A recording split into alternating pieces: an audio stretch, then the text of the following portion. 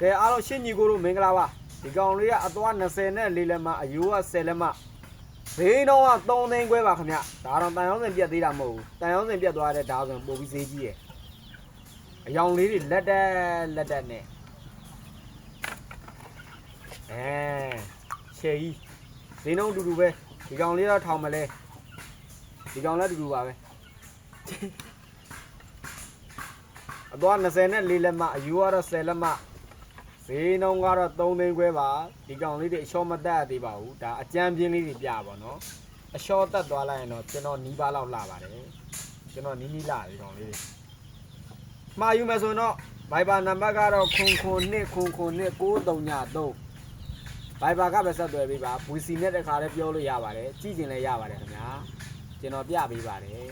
ဒါပြောပါတယ်ကျွန်တော်ပြပေးပါတယ်အားလုံးမင်္ဂလာပါကြိုက်ယူရ